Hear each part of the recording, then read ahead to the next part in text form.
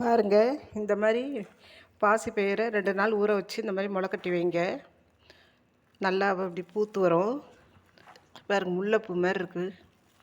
நல்லா முளைக்கட்டி இது வந்து சுகர்காரங்க கொடுக்கலாம், குழந்தைங்களுக்கும் கொடுக்கலாம். அதே மாதிரி சோளம் இந்த மாதிரி க்ளீன் பண்ணி வச்சுக்கோங்க. பாருங்கள், எடுத்துகிட்டு இந்த மாதிரி க்ளீன் பண்ணிவிடுங்க. க்ளீன் பண்ணி இது நல்லா குக்கரில் ஒரு விசில் வைங்க. ஒரு விசில் வச்சு சூப்பும் பண்ணலாம். கொஞ்சம் வெஜிடபிள்ஸ் கேரட் போட்டு இந்த மாதிரி சாலட்டும் பண்ணிக்கலாம். 2 கலந்து உடம்புக்கு அவ்வளோ ஹெல்த்தி.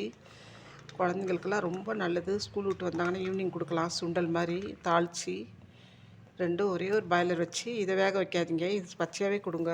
கொஞ்சம் கேரட் போட்டு நல்லாயிருக்கும், சாப்பிட்றதுக்கு ஸ்வீட்டாகவும் இருக்கும். இது மாதிரி செஞ்சு குழந்தைங்களுக்கு கொடுங்க, பெரியவங்களுக்கு கொடுங்க. கமெண்ட்டில் சொல்லுங்கள் எப்படி இருக்குன்னு. நல்லா தண்ணி ஊற்றி ஒரு அலசிட்டு இந்த மாதிரி ஒரு நாள் ஃபுல்லாக ஊறணும். ஊறினதுக்கப்புறம் இந்த மாதிரி துணியில் இந்த மாதிரி நல்லா காற்று போகாமல் கட்டி வச்சுருங்க. கட்டி ஒரு மூடி போட்டு வச்சுருங்க. 2 நாள் பொறுத்து திறந்து பாருங்கள், இந்த மாதிரி இருக்கும். ரொம்ப ஹெல்த்தி உடம்புக்கு. டாக்டருங்களே இதான் கொடுக்க சொல்கிறாங்க.